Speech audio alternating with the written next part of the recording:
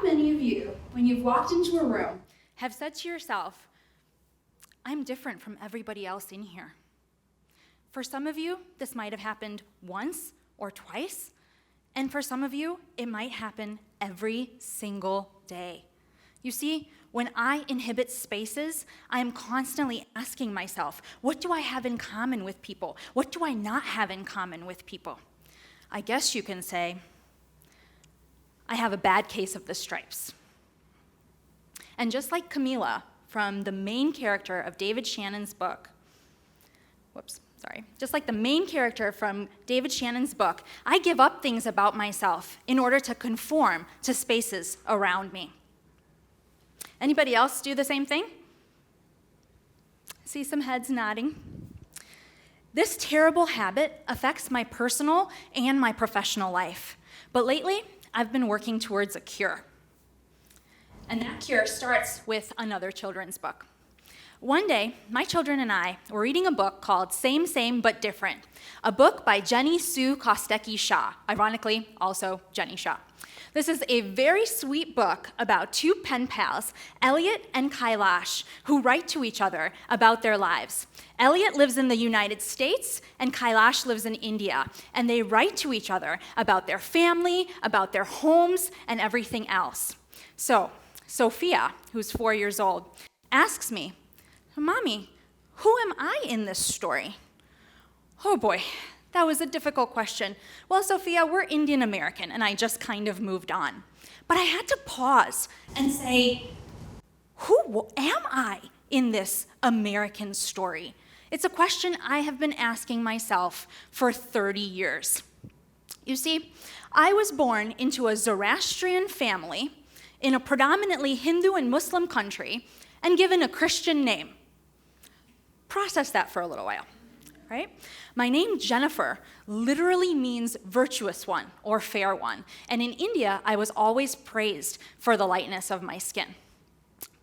I was the only Jennifer Kumar's Bamboat in the entire world, according to Google. When I was this little, I was too little to examine my identity as an asset or as a burden. When I was 7, my family's dream came true. My dad had always dreamed about living in the United States. And we came to the United States. They picked a state that literally translates into from India or Indiana. Indiana? Indiana. Not quite sure if they understood what that meant at the time. So we grew up in Munster, Indiana. It was a phenomenal town to grow up in. But what Munster did not have was other Zoroastrian families. We were one of 2 Zoroastrian families living in Munster, with the other being my aunt, uncle, and cousins. What Munster did have was a very robust Hindu population. So what I found myself doing was becoming more Hindu. To have a social life and to fit in, either I was Hindu or I was white, and nothing else. So let me give you an example. All Zoroastrians go through a process of having a navjot, and during the navjot, we wear what is called a sadro and a kasti, pictured behind me. So during gym, I would have to undress in front of all of the other little girls and constantly have to explain what it was that I was wearing. No other girls had to do this, only me. I didn't want to either. So what I started doing is I would say my prayers at home, take off my sadro and kasti, go to school, come back, and put them on. This ended up happening for years until finally, enough. I just gave it up and said, you know what? I'm just going to be Hindu. Outwardly, I gave up all signs of Zoroastrianism, though in my heart, I still harbored the tenets of good thoughts, good words, and good deeds. So, when you're born in one country and raised in another, you often serve as a cultural broker for your family, which I certainly did. You see, when we went to restaurants, I ordered the food. When people came to the door, I was standing right there next to my parents and would reiterate their answer, even though it was in perfect English. You see, I was easier to understand, and so I was taken more seriously. So over time, I learned that dropping my accent was also a fantastic idea. I also dropped reading and writing in Hindi and in Gujarati because it didn't serve a purpose in my life. So here I was the same as I had come to this country, but I was also drastically different. Here you see me with my grandmother, standing behind her in my teacher stance, as I'm told I still have, and reading over her shoulder as she gives a speech at my high school graduation. My grandmother spoke in perfect English, yet I still felt people could not understand her, but they could understand me. My senior year, I tutored a little girl named Isha, and Isha had come from India and was 7 years old. So I thought to myself, oh great, I have this little mini-me, this is awesome. And Isha wanted nothing to do with me. So in one of our tutoring sessions, she asked, why do you talk like that? Aren't you Indian? Well, yeah, Isha, I am Indian, duh. But you have to learn to speak this way if you're going to, be accepted into this community. And she was more comfortable in her skin at 7 than I was at 17.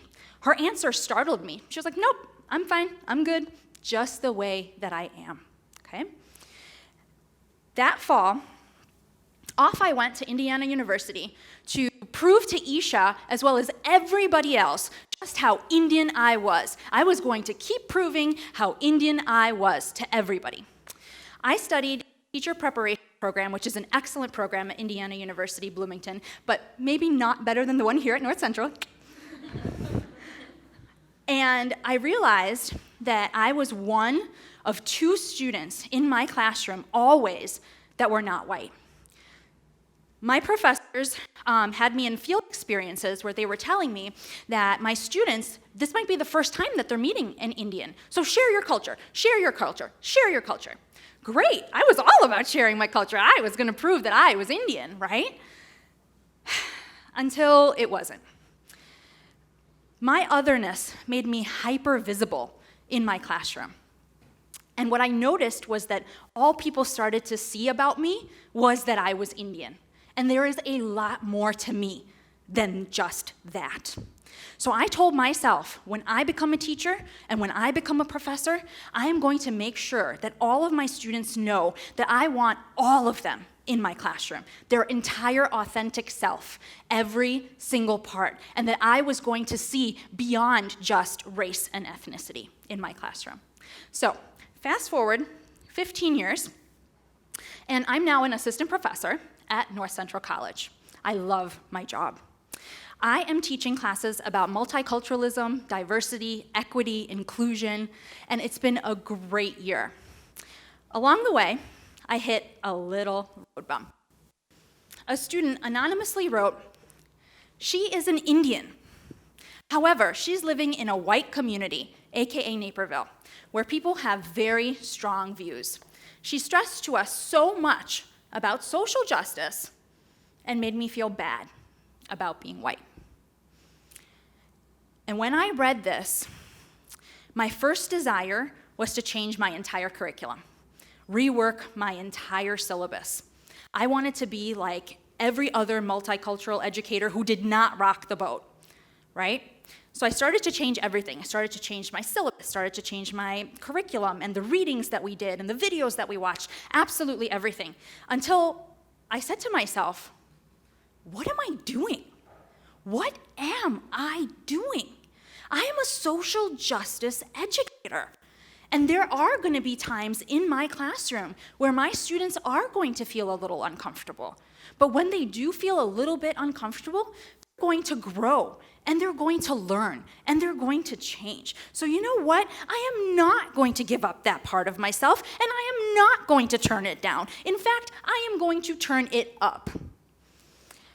What I said to myself in that moment was that being Indian makes me no less American, and being American makes me no less Indian. I am Indian American in equal parts with whatever that means. So I really had to shift my mentality and say, how do I think about this? And so in my past, I had always talked about either or. Either I was my Indian self at home, or I was my American self at work and in other public spaces, or I would say I'm both. This still wasn't enough. So I started to channel this all and mentality. Let me be all parts of Jenny, and that's okay. And instead of saying same, but different, because the but was what I was really focusing on all that time, I decided to say same, and different. Let's be same, and different. So let me tell you how I am channeling this new mentality here at North Central College. I am lucky enough to be the faculty sponsor of a group called Project LEAD. Project LEAD stands for Leaders in Education Advocating for Diversity, and we welcome all students to our group. One of the projects that we will be unveiling this May is called Portrait of a Teacher. And these are not even all of my models up here. This was just one group that I was able to photograph. But we have several models who modeled for us. And basically what we want visitors to walk away with after seeing these images is that teachers come in all shapes, sizes, colors, orientations, socioeconomic statuses, and that all are wanted and welcome in this profession. This is the portrait of the teachers that we want for the future, and these North Central students are the future of education. In addition to this project in the Department of Education, North Central College is also one of 6 institutions to have secured the Ashoka Changemaker Grant for our campus. And this grant is large, but one facet of it explores voluntary movie clubs. So right here in this very auditorium, in about a month, we will be showing our first film. After that film, we will be having critical discourse, as well as a very nice dinner, talking about the issues that were brought up in the film. It's kind of ironic, right, that the first grant that I land at a primarily white institution bears the name of an Indian emperor. There's that Indian identity again, right? It's also great to be Indian living in Naperville right now. It's great to be Indian American. Patel Brothers has opened up. We have Salman Rushdie came to our campus not too long ago. There's also a Garba night here on October 12th in Res Rec, and all are welcome to come. And also, Naper Settlement has this wonderful exhibit called Beyond Bollywood that will run through mid-October, where if you go, you will see my family's Zoroastrian artifacts proudly displayed next to my name. So what I want to say is this. It has taken me 30 years to dissect my story, to tell my story, and to be okay with my story.